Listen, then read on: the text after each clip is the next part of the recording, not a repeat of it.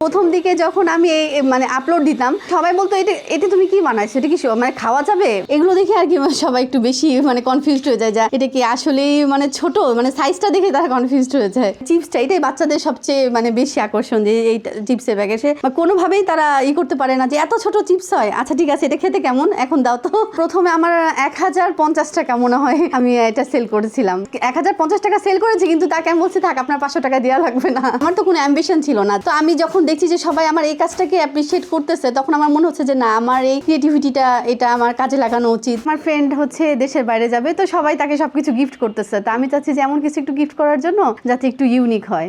আমি ওর জন্য আর কি একটু মিনিয়েচার এই আইটেমগুলো আর কি বানিয়ে নিয়ে গেলাম। তো ও এত পছন্দ করছে, তখন আমি বানাইছিলাম ওর জন্য ফুচকা বানিয়েছিলাম, আর হচ্ছে যে জিলাপি কড়াই। তো ওইটা নিয়ে হচ্ছে ও দেশের বাইরে মানে চায়না চলে গেছে, ওইখানে ওর ফ্রেন্ডরাও ওকে দেখবো এত সুন্দর, তুমি এটা কোথা থেকে কিনছো। তো বলছে আমি যখন আসছি তখন আমার ফ্রেন্ড এটা আমাকে গিফট করছে। এখন ও বলতেছে কি যে তুমি তাহলে ডানা একটা পেজ খোলো। ও আমাকে পেজটা খুলে দিছে, ওই চায়না থেকে আমাকে পেজ খুলে দিয়েছে। তো ওইটাতে আমি প্রথমে কয়েকটা মানে কিভাবে বানাই এই টিউটোরিয়াল গুলো কয়েকটা দিচ্ছিলাম। প্রথম অর্ডারটা আসছিল এই মানে টিউটোরিয়াল দিচ্ছি ওইটা দেখেই যে এটা কি সেল করেন, তা আমি বলছি যে না সেল করি না, আমি তো জানিও না। তখন দাম আমি নির্ধারণ করলাম, আমি হচ্ছে মানে পেজে আমি দেখলাম এটার দামগুলো কিরকম, তো সেই হিসাবে আমি আমার পরিশ্রম মানে আমার ফিনিশিং এইভাবে করে তারপর আমি একটা দাম নির্ধারণ করলাম। ফ্যামিলির লোকজন বলছে বাচ্চাদের জিনিসপত্র কেন বানাচ্ছে, ছোট ছোট জিনিস, এগুলো বাচ্চাদের খেলনার জিনিস, এটা কি বানাচ্ছ, মানে এই জিনিসগুলো খুব হাস্যকর ভাবে নিত। প্রথম আমি বানিয়েছিলাম হচ্ছে জিলাপি, ওই যে নারিকেলের যে পুলি পিঠা, ছোট ছোট রসগোল্লা। আমি একটা গায়ে হলুদের অনুষ্ঠানে গিয়েছি, তো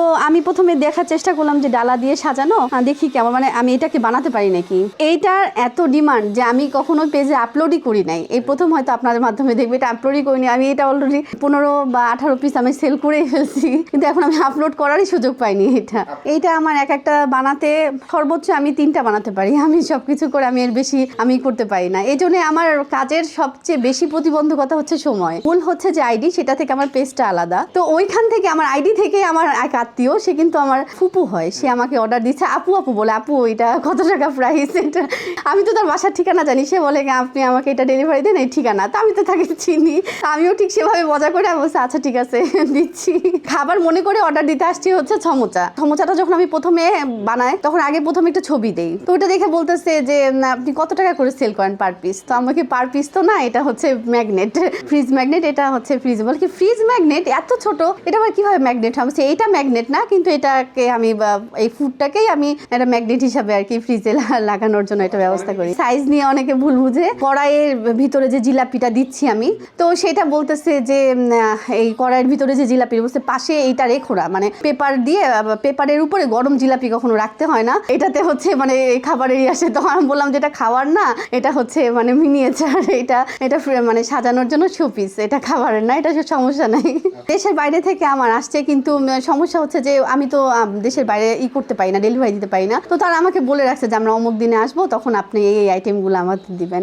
একবার এক কাস্টমার আমাকে মিষ্টির অর্ডার দেয়, মিষ্টি মিনিয়েচার ছোট ফ্রিজ ম্যাগনেট, তো বলছে যে আপু এটা আপনি আমি এটা নিতে পারছি না, এটা ক্যান্সেল করে আপনি অন্য কোনো আইটেম দেন। তো আমি বললাম যে কেন, কি পরে বলতেছে যে আসলে আমার ওয়াইফের ডায়াবেটিস ধরা পড়ছে, তো এটা দেখলে যদি ওর খেতে ইচ্ছা করে মিষ্টি আইটেমগুলো দেখলে, তো আমি এই জন্য এই আইটেমটা চেঞ্জ করে আমি অন্য আইটেম নিতে চাচ্ছি। তো আমি বললাম যে আচ্ছা ঠিক আছে, সমস্যা নাই। সবাই যে জিনিসটা ভালোভাবে নিচ্ছিল না, এখন সেটাকেই সবাই অনেক মানে বলতে আর কি গর্ববোধ করে যে হ্যাঁ তুমি এত সুন্দর করে পারো, আসলে এটা একটা ইউনিক কাজ তুমি করতেছো। তো তখন আমার মনে হয় যে হ্যাঁ আমি পরিপূর্ণ।